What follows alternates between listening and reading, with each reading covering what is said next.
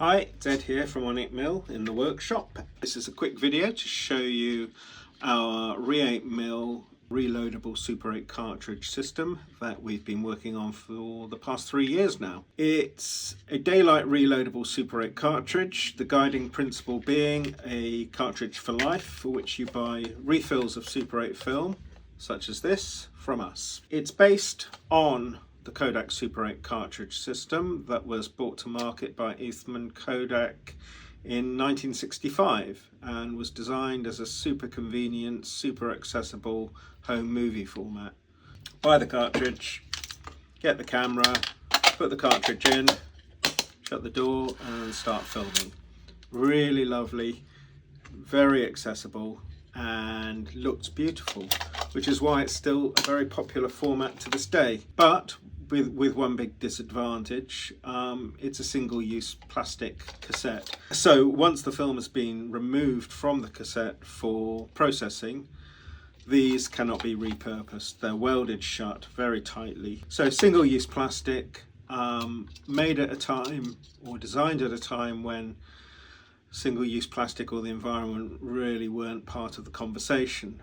A reloadable Super 8 cartridge is nothing new. This is one made in the Soviet Union by Kasseta, and you can see that the build quality is pretty nice. Nice metal pressure plate there, nice stiff tension on that, but with the real disadvantage that this had to be loaded and unloaded in complete darkness.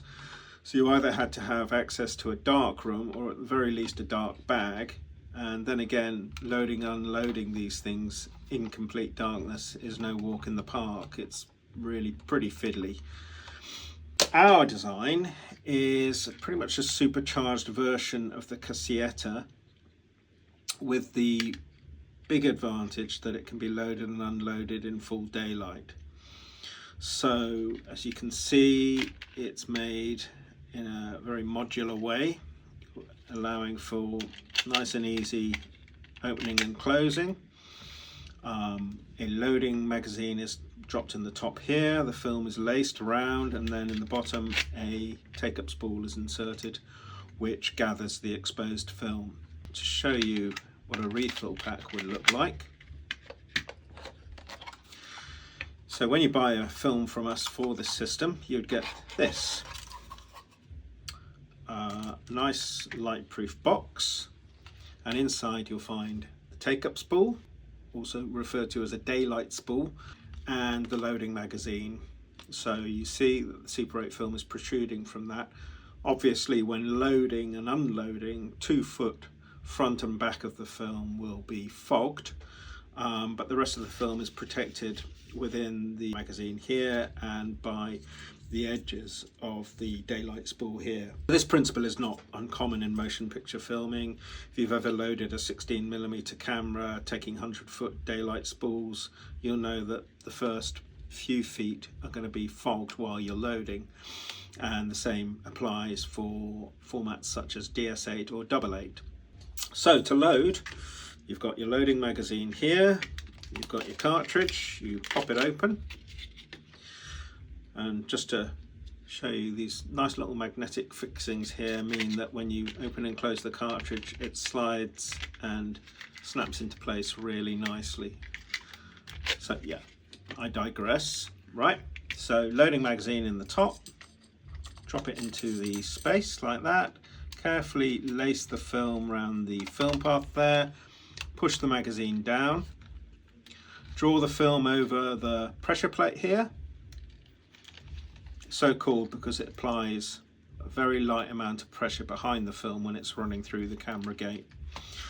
Turn the cartridge over, and then on this side you've got a little bit of double-sided tape which allows you just to drop the film into the core of the daylight spool here. Okay. And then you just pull on that to make sure it's taken to the core. And then you drop the daylight spool onto the drive here and carefully lace the film around this little racer bearing and through this little path here, and give that a wind to make sure that the film is running correctly through the film path. And then that's laced. You can give it one more wind just to make sure you're happy. Obviously you don't want to waste too much film. You get the slipcase, and you slot that back on, and that's ready for filming. One little thing you can do, and you can do this with Kodak cartridges as well because occasionally they do jam, is get a Sharpie and put an X on your film and put the film into the camera and shoot a very quick burst. If the X has disappeared, that means the film is moving correctly. I'm going to run that through the camera now, and then I will show you the unloading procedure. Alright, the film has run through successfully, that's a good thing. To unload the film is pretty much a reverse of loading. You just gently open the case here and carefully wind the film, the remainder of the film, onto the daylight spool. Carefully remove the daylight spool and put that in the little light-proof box that we provide. And then we'd also encourage you to return the loading magazine. I think probably it would be a good idea to incentivize return of that because everything will get repurposed and reused. So we may do some sort of loyalty points scheme in the return of that. That then just gets sealed back down and that's sent to the lab for processing and scanning. And your Super 8 cartridge is yours to use again and again. And that, in a nutshell, is the Re8mil system. As you can see, this is a prototype, combination of different manufacturing processes going on here. The daylight spool, you could see that was CNC'd in very thin aluminium. The slipcase, pressure plate and drive have been 3D printed with filament. It's pretty robust.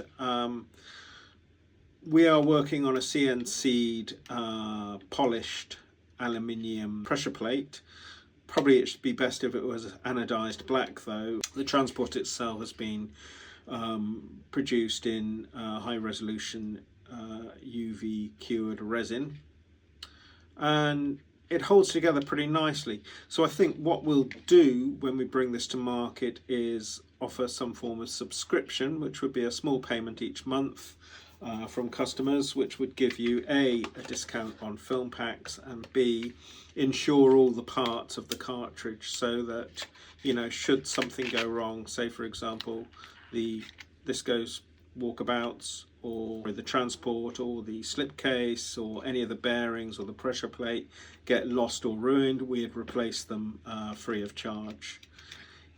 So that would act as some form of insurance, and then again, if you pay into the subscription, you would then get newer versions of the cartridge as and when we release them to market. So if we produce them in different materials or more robust or slightly different transport design, you would then get the updated cartridge. The old one would be yours to keep as well. So that's it, that's the system. Thanks very much for watching and listening. Bye.